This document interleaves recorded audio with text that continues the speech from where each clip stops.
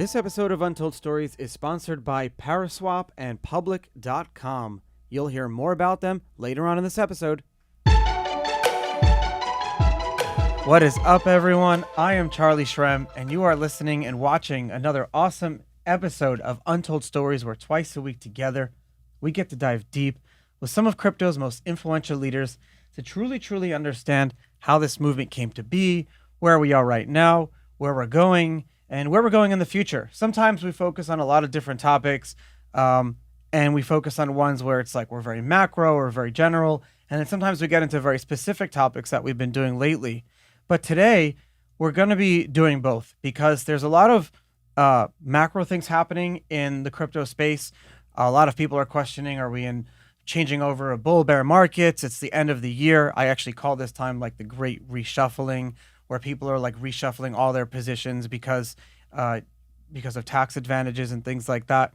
And at the same time, a lot of crazy things are happening in the building world. My friend Brock Pierce used to say, bull markets are bullshit. Bear markets are for building, and bull markets are bullshit. And I love that because potentially, if we get into like a range bouncing situation where the prices of things kind of stick around areas for a while, that's exciting because then we get to build more things. We get to grow the whole ecosystem. Just look in the past week or so. Actually, today, NYDAG, I believe, just raised $1 billion at a $7 billion valuation in the space. You're talking about hundreds of millions of dollars. It's just amalgamating, accumulating, building, growing, doing new things.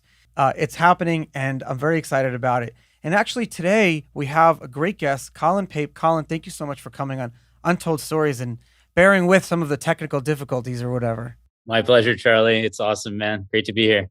It's like a beautiful Tuesday morning.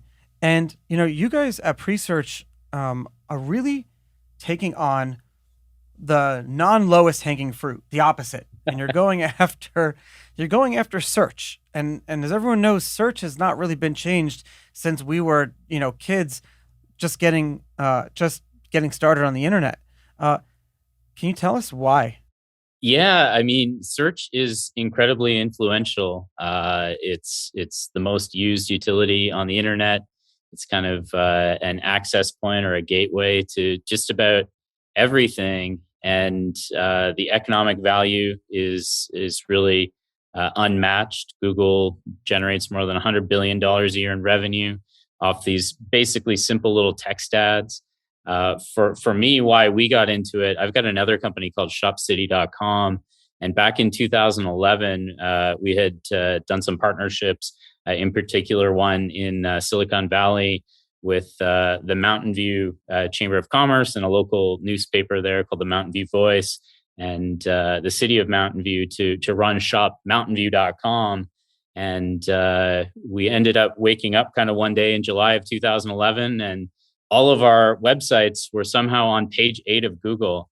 And we, couldn't really find an answer or a resolution as to why. Ended up getting into kind of a bit of a situation. There was an FTC investigation that was ongoing, and a lawyer named Gary Reback, who was the guy who broke up Microsoft with Windows and Internet Explorer back in '99. And he heard our story and ended up taking an interest in what we were doing and got us a bunch of press coverage. And we ended up getting a resolution, thankfully, through Google, but realized how much market power they had and how much control they had over the internet as a whole, and just started thinking that, for a utility so important, there was really kind of a lack of accountability, a lack of community involvement, and these huge economic kind of funnel processes happening into Mountain View that were really bypassing the users and all the communities that were funding the Google model. And so thought, hey, let's see what we can do to come up with an alternative. Came up with a concept for Presearch, but really didn't have a go-to-market strategy until 2017, when we realized we could leverage Ethereum to incentivize people to switch search engines and to keep the value within an ecosystem and kind of align all the market participants. That's a very key word you said, market participant. That kind of term didn't really exist in the sense that we use it now pre Bitcoin, because traditionally you'd have two market participants. You have business, consumer. But now it's different. It's like going from 2D to 3D. There are multiple aspects now that create a community or an ecosystem of a business. I mean, that business can be fully decentralized in and of itself, right? And so now you have business, which could be decentralized autonomous organization. You have not specifically maybe consumer, but you have user. User can be now stakeholder or owner or governance. And then consumer is someone different. Data feed user. Like there's so many different aspects to who's involved now. Do you kind of think that the token model or like that was the natural kind of course of how things were going to go? Yeah, I mean, I think one of the big challenges. I mean, obviously, Google's done a tremendous job from a product standpoint, and a lot of people use Google products and love them, and they've done a good enough job that even though it's largely been stagnant for the past 15 or so years, people are still satisfied overall with the results that Google Yeah, Google provides, hasn't and there changed. hasn't. Yeah, there's been very little Like the innovation. homepage is the same as it was like 20 years ago when I was in high school, I think, or whatever. It's It, it, literally it the same on it's purpose. It's crazy, yeah, man. But at the same time, they are a little bit disincentivized to innovate because they've got this working business model that funds all of their other, their side ventures, all the things that they think are fun.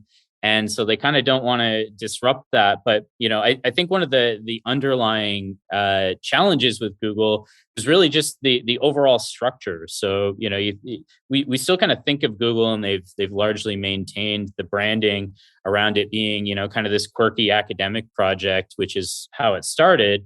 But then they took angel investment and then venture capital, and obviously that world. They then have stakeholders that they need to satisfy, and they're looking for an exit of some sort. And so that basically is either, hey, sell to somebody bigger or go public, which was the route that they took. And they tried to, have as kind of an open and democratized process as possible. They used a Dutch auction to sell their shares, but they still end up now in the Wall Street paradigm, which is maximize revenue growth, maximize profit. That's really kind of the barometer of success. Sure. And in the process, it ends up, kind of creating misalignment with the different people in the ecosystem. You've got the users that are being exploited as far as, they're trying to build profiles and extract as much data and information as possible. And then on the advertiser side, they're trying to, uh, give them as much of that information as they possibly can, kind of putting those two head to head, the users and the advertisers. And then they've created now, there's starting to be more talk about, hey, like half the page is ads, which is why there's been no innovation. It's like, man, they're making billions from those ads. And so, there are maybe different UIs, there might be different paradigms for search that just aren't going to get explored because Oh yeah. they've got a huge vested interest in not, right? If you look at like the internet as Web 2 and the Hmm. world as we live in pre-internet as World 1, uh, as Web 1, for example, and then the natural order of things, human beings all live on Earth, and we have the ability to have, contact, decentralized information, a natural kind of way of things to be able to all, we're some like as if we're all molecules kind of like in a big area. It's all randomness at the end of the day. And if we look at Web 2 and kind of the internet as a public utility, let's look at that as a global public utility. Human Hmm. beings, we can talk to each other in a room in a decentralized way without any middleman or any intermediary. We should be able to do that, have that same connection to, right now. This conversation that we're having should have the same rights, privacies, things like that, as if we're having conversation in a room. Furthermore, and we should be able to own that data. So if you look at Google, I Hmm. feel like Google or search in general is less search, but more of like the index of that world as we know it.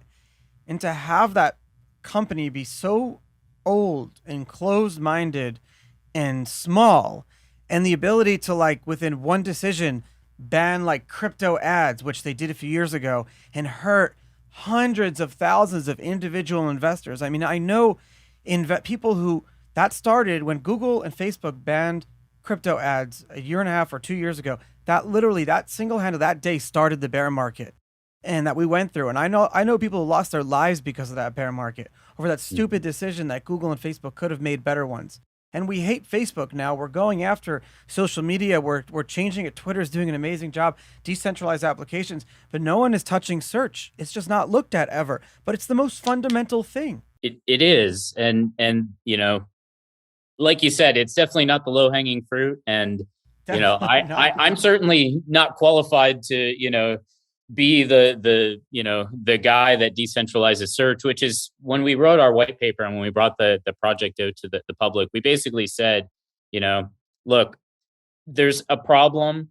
We can see some solutions. We can see kind of a different future, but we need the community to participate in this. This is not something that is going to happen along the traditional kind of business axes where it's just a small team and it's all for profit and it's just Sure.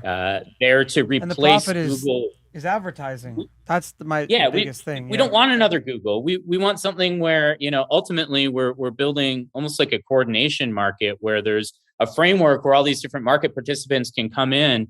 And like one of the key things, like we think and talk a lot about like the Google bias, which there is one, and that is one of the biggest issues right now, especially in like COVID times, where a lot of people feel like, man, the information that we're getting is very curated, let's Oh yeah. say, I'm right? surprised my show hasn't been like downvoted and canceled. It's insane. Exactly, and so ultimately what it comes down to is the defaults. Who sets the defaults? Because 80 to 90% of users never change defaults. And so ultimately we're kind of trying to build a world of search where there are multiple defaults and there are different kind of ways to come into search and have almost different communities within search that are creating different types of indexes. I think one of the big challenges Interesting. with big tech and search. And it kind of goes back to like, the growth of the federal governments and, the international government that unfortunately is coming versus when you look at like the foundation of the United States as a republic, where you had basically these different pockets, these different states where, people with different views and different beliefs and different priorities and values were able to kind of peacefully assemble in their own little pockets. And it wasn't like trying to impose this one view upon everybody, which then creates this huge polarization because we've got right now kind of like the leftist Yeah. viewpoint that is trying to like impose through big tech on everybody. But a lot of people don't embrace that view. And as that, kind of comes down on them, it feels like tyranny. And so, the hope is that we can build something where different market participants can organize and create kind of different views, different indexes on search that will enable their communities to access information differently, whether it's different ranking order or potentially even a different UI. So Wow, it's like a completely different world that we're going towards, and if we don't have the ability to index on our own, um, we can't. I mean, basically, we'll never have privacy ever again, unless you're in a physical room with someone without any technology. But even that, like, how are you supposed to live your life that way? it's a scary thought, man. Honestly, I mean, Yeah. just the centralization of information, and like one of the things that really woke me up to like the freedom movement. This was back in the late '90s and early 2000s. I had kind of like a paradigm that I had been raised in, and I mean, Canada is largely kind of a socialist country, Yeah. and I had this like epiphany this one time where I was reading a story about something and it was like, wow, okay, you're a freedom fighter or you're a terrorist. And like literally that label just depends on who's telling the story. To each side, they're both freedom fighters, right? And as that kind of, ability for one group to tell that story kind of comes into play, it really, it's scary. If you disagree with the narratives, if you don't support the agenda, then you're labeled, and it's not a good thing. And So the true. way that we've all embraced all these systems and these technologies, I mean, like, I'm kind of hopeful. And I feel like this is like the right place to talk about this stuff, because I want to talk about this stuff a Yeah, lot, of but like course. it's like, but if like, we have all the tools right now. We have, digital currency.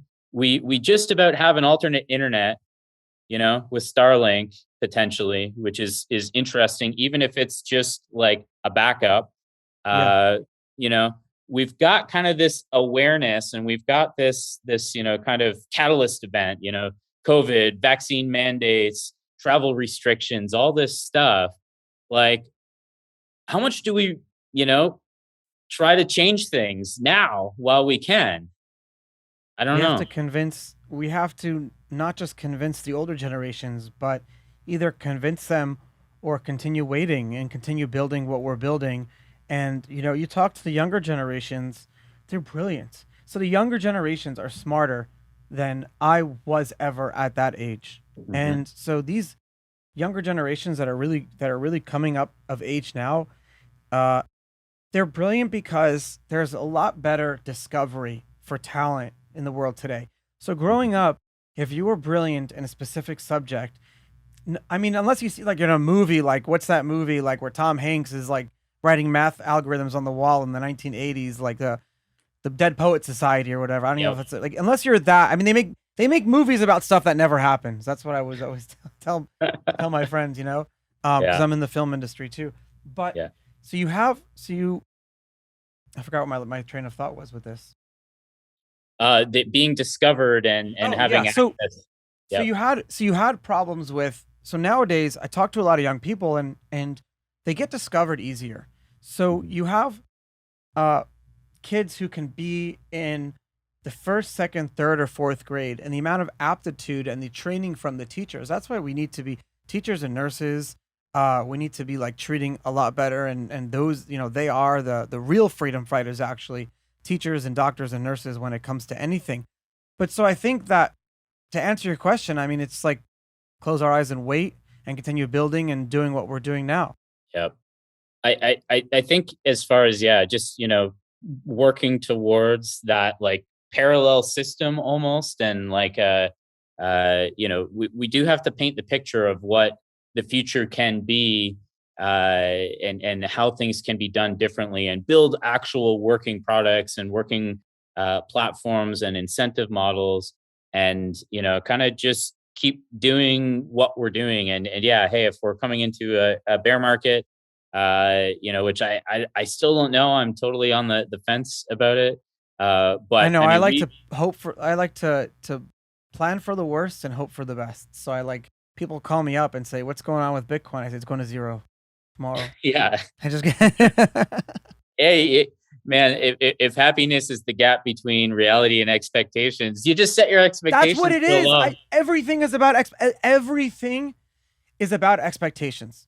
From my first day Yep. in prison, I could laugh because I expected what it was going to be like to every day. It actually, but it could also be negative too. Like you could be like, "Oh, it's going to be a crappy day today." When you wake up in the morning, it's all in your head. It's literally Yep. all in your head. Run that experiment. Expectations is everything. But the problem is, we're not given the right information. We don't know what to expect. We're expected to live in fear every single day because the powers that be, the media, the search engines, they know what Mhm. motivates us. They know what makes you scared when you're on the internet and you're searching for something that you're scared about. What do you think the ads are going to be? It's going to be what scares you. That's the whole point. So your expectations are one thing, and then your lack of happiness. Would you rather be in fear or happiness? I'd rather be in happiness, my friend. Absolutely, man. And yeah, you can really see it, like throughout this whole COVID, Yeah. narrative. And I mean, it has just been like unprecedented fear mongering, and really, that doesn't feel like a focus on solutions. It feels like a focus on, keeping people afraid and keeping them apart. And Yep. when you just think about the disruption to people's potential, I mean, travel restrictions and all the other things that are happening and maybe around the corner. I mean, we have been in kind of this golden age, I would say, over the past 20 years since the rise of the internet, and us being able to, basically connect with people unfettered on a global basis and to interact as we've seen fit. And now you can see kind of that starting to maybe change and go away. I can really see it up here. I mean, Canada. I mean, Yeah. you're where you are right now is where everybody in I'm in the Canada free wants state of to be. Florida. Yeah. We Yeah, miss you Canadians. Where I live, it's all Canadians, and you guys haven't been coming back as much, so we need you. You guys are better yeah. drivers. It's been tough, like just there's a lot of fear up here portrayed in the media, and it's almost like they're just looking for any excuse to ratchet up case counts and do all these things, impose new mandates. It really just feels like a ploy for control, and it's not empowering. It's not like, oh wow, hey, we're facing a threat, and here are different things that we can all be doing to step up our game and protect ourselves and protect one another. That is empowering. Instead, it's like, oh Yeah. yeah, there's only one way to do it, and it's our way, and you got to do this thing. And even though the numbers and everything that have been borne out over the past year or whatever don't really like support it being effective, Yeah. it definitely positions them for more control. We're now going to a digital ID up here, and there's these vaccine passes Oh, everywhere, it's like to all get into, changing. You're gonna right? you're gonna cease to be a normal citizen unless you are constantly updating your digital life, weekly or monthly or whatever it is. Let me tell you something. How far away is it for them to just stop you from entering a restaurant if you don't pay your taxes? Oh, totally, man. They Super. could do it right now. Right now. And anything, and where I see it going is like, and there's been a lot of talk about the metaverse over the past since Facebook changed their name. Let's let's really that's what it Yeah, was. that's what it Facebook changed was. the name. All of a sudden everybody's talking about the thing that has been going on anyways. But and a lot of people have been talking about it as if it's a place. To me, and I didn't make this up. I read it. I don't know who to give attribution to, but somebody said it's not a place, it's a time. It's the time where our digital lives became equally as important and then more important as our physical lives. To like go to like your original train of thought where you're talking about being offline and how you liked it.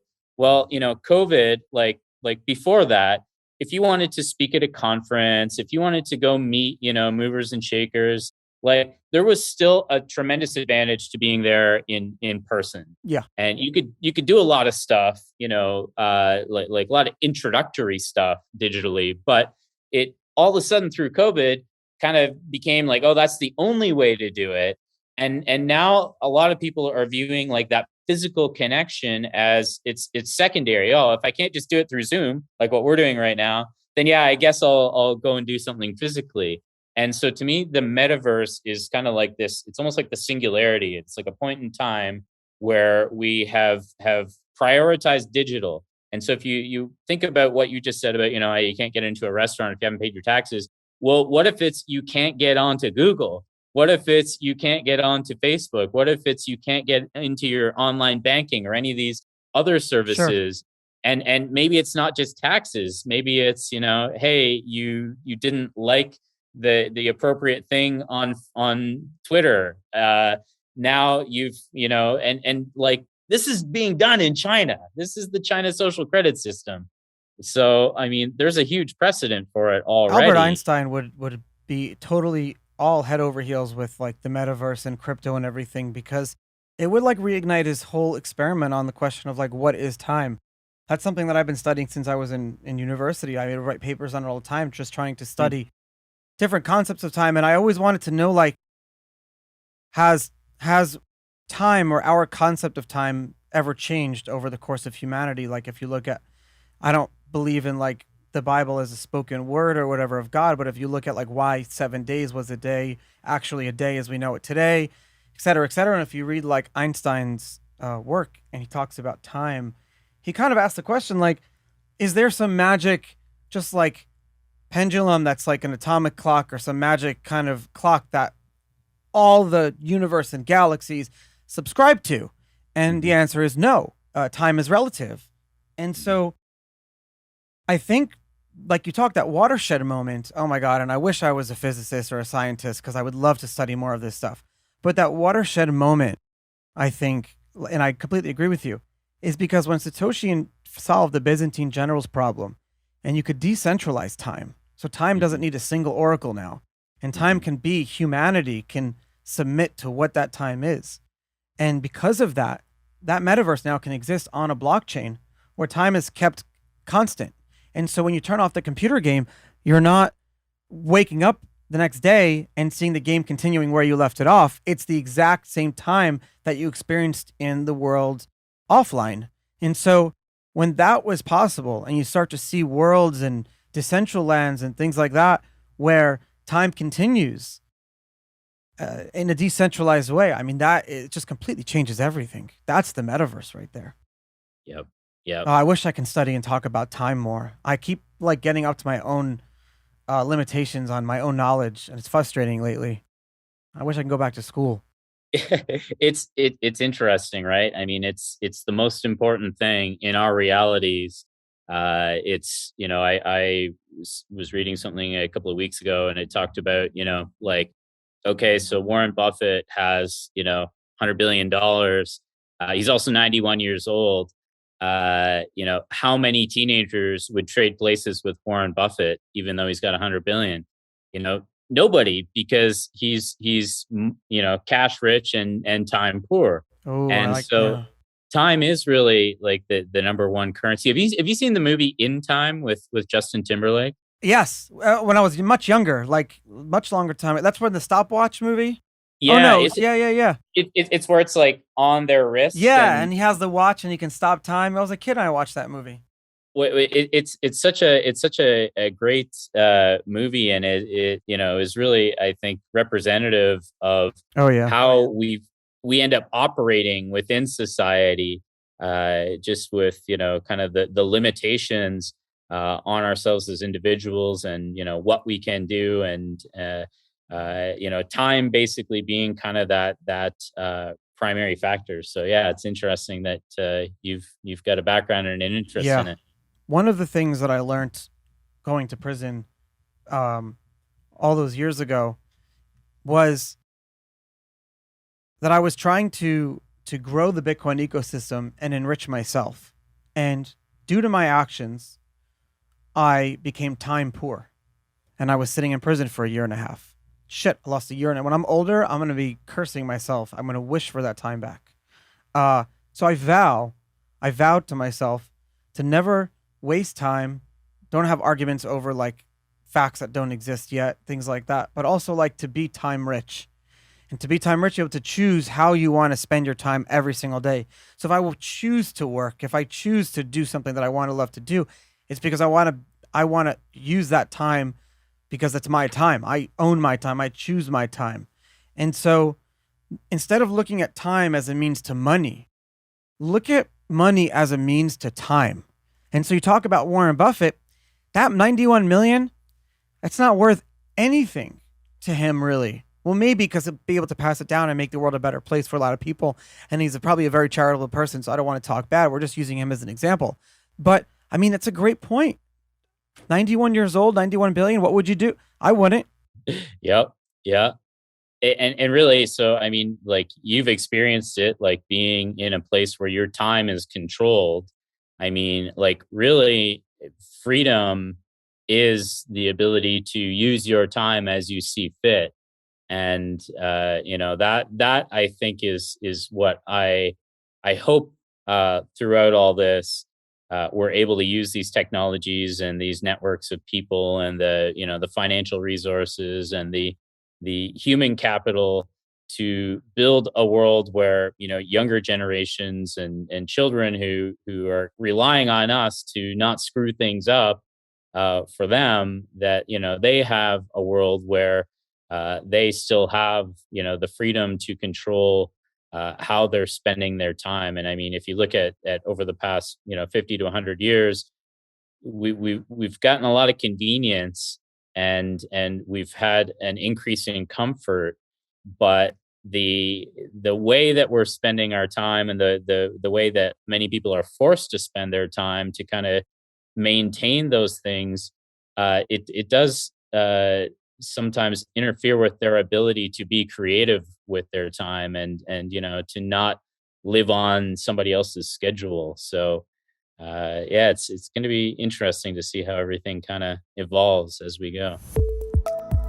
Sorry to interrupt your regularly scheduled programming, but I wanted to tell you guys that if you're using PancakeSwap, Uniswap, DYDX, SushiSwap, you're doing it wrong. You need to be using Paraswap, because Paraswap is a user interface, a decentralized smart contract platform that sits on top of all of these. And when you go to Paraswap or untoldstories.link/Paraswap, because they're refunding your gas, if you go there, then you'll be able to, on top of Ethereum, Binance Smart Chain, and Polygon, look for the best prices for your tokens and swap and do everything in one predefined transaction on chain. Instead of having to do the approval to this token, to that token, to do all these different things, Paraswap does it all for you. It's decentralized. They just released their API version 5 that you can see everything. It's all open source.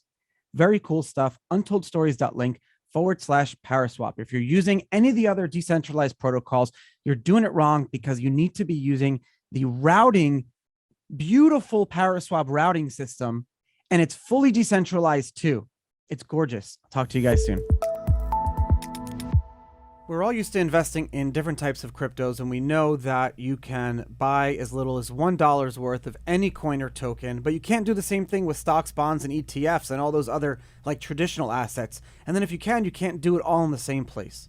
Our newest sponsor, public.com. It's a super awesome community where they take your privacy seriously, and you can get in there and trade slices of crypto, Bitcoin, all different coins and tokens, and also stocks, bonds, ETFs, equities, and it's all done in the same place. What I love about it is that you have all these different investors you can connect with all walks of life, gain confidence, ask questions, get the big picture with curated themes, talk to everyone, but they don't get involved in the order flow. They're not selling your data to all these other middlemen. And we got a very good special for you, my listeners, today. If you go to public.com/untold stories and you start investing with $1, they're going to give you up to $50 in a free stock, a slice of a stock. That's all you got to do. Download the app, $1, you get $50 worth. Public.com/untold stories, valid for U.S. residents, 18 plus only, subject to account approval. And make sure you check out public.com/disclosures. There's no investment advice here. These guys have been doing and amalgamating all of these different types of community, stock, bonds, ETFs, cryptos all together. Make sure you check it all out. Public.com/untold stories. Everything's a perfect balance. Like, as much as I don't like having a planned day, there's a comfort in having routine. It's like a perfect hybrid. But to give you an example of time, like when I was in there, you're not like, they would create all these arbitrary rules, like during 8 a.m. to 4 p.m. you couldn't read fiction, only nonfiction. Like they created all these rules to create inmate enforcement. So they created rules that only other inmates could enforce in order to pit us up against each other. That's unfortunately what a few states are trying to do with some of these new laws, and I think it's a stupid idea to have all of us like being snitches to each other. But I want to continue talking about time for a second. Google, right? Google's built on like a 2D world, or let's just say 2D world, and we're living in a 3D world. Modern search is I'm gonna say it, like, I think modern search as we have it today is gonna fail flat on its knees when it comes to indexing Web3 and the future as we know it. I mean, I can't imagine someone using a Google interface to be able to take their identities through this like portal system of multiple worlds and amalgamating all of your different own things that your avatar owns and your different properties. I can't foresee us using Google. One of the actual places that people go to now is OpenSea, and you guys just actually had a recent partnership with OpenSea. Can you tell me more about that? Yeah, I mean, NFTs are a really exciting technology, and definitely, I think we're just scratching the surface right now as far as how we're going to be able to leverage kind of these new, ways to denominate ownership and titles of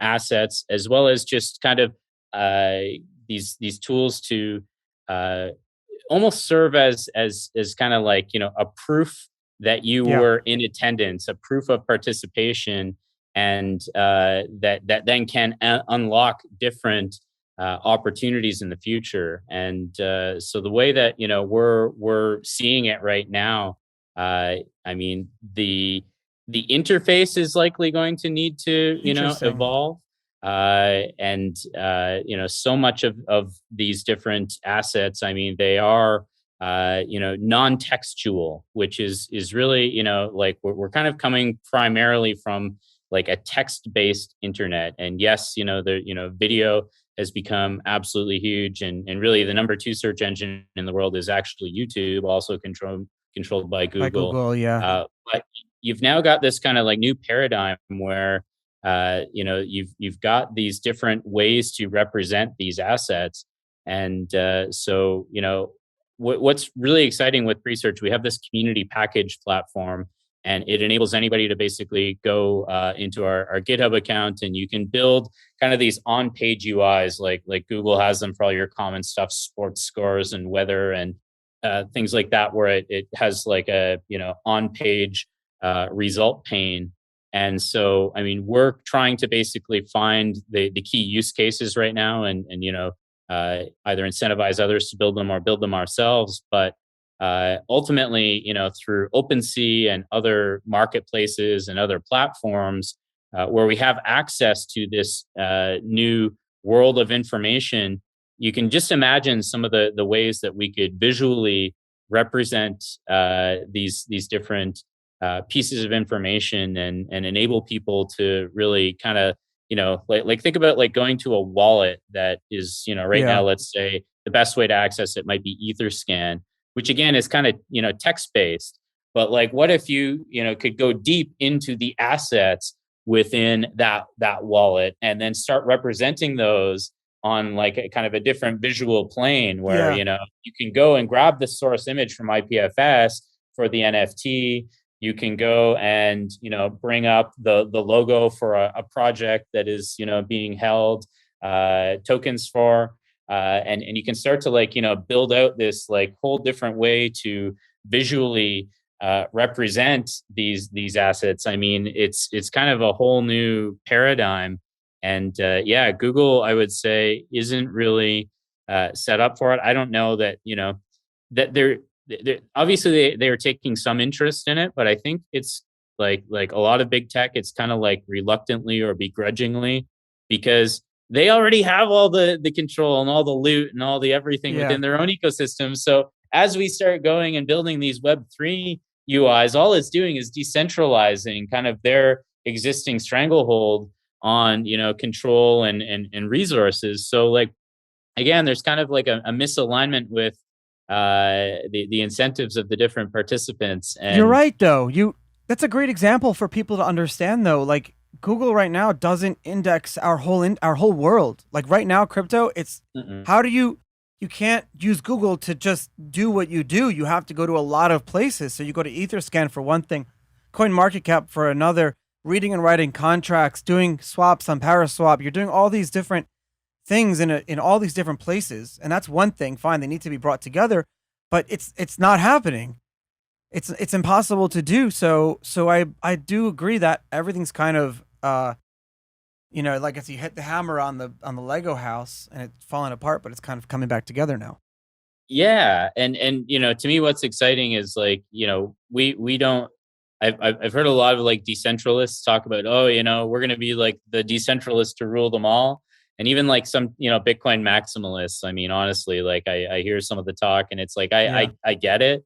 And Bitcoin has some amazing qualities to it. And certainly the level of technological decentralization and, the kind of lack of a single, figurehead. I mean, it makes it a very resistant blockchain to being stopped. But ultimately, like I think what we want is a world where there are many blockchains, many tokens, many different ways to empower all these different communities to kind of have their own voice and be able to kind of choose their own destiny. And what I hope for Presearch is that we don't again kind of become like the new Google. It's like we want to provide a framework where it like all kind of like the stuff like accessing users, finding different monetization or tokenization methods, interfacing with a user's Web3 wallet. sure. All these different things are just there, but then you can, as a community member, build a different visualization that accesses things in a different way, and again, ultimately enable people to have a different set of defaults. And then as they're promoting, their own kind of little corner of Presearch, or it could eventually be a fork of Presearch, that their defaults are the defaults for the people that they bring into the ecosystem. Like, I think it's just we're going to a world where it's not about domination. And when I think about big tech and Mark Zuckerberg and Bill Gates and all these guys, like the underlying kind of driving force for these guys, and like you hear it in their words, and it's like domination. They want to Yeah, it's dominate. domination. They all want to dominate us, and that's why you said that. But at the same time, like, so what do? We should be less dominated, but we're getting more dominated. Totally, and that's I'm hopeful that that kind of what's going on a macro level is going to be a polarization event. Yeah, Like I think like 9/11 was a polarization event. It definitely it woke a lot of people up to, hey, something's weird here. And I think that kind of COVID is like the next 9/11. And there's a lot of people right now that are like, hey, we've put a lot of trust in a very small group of people that seems to have different incentives than we do.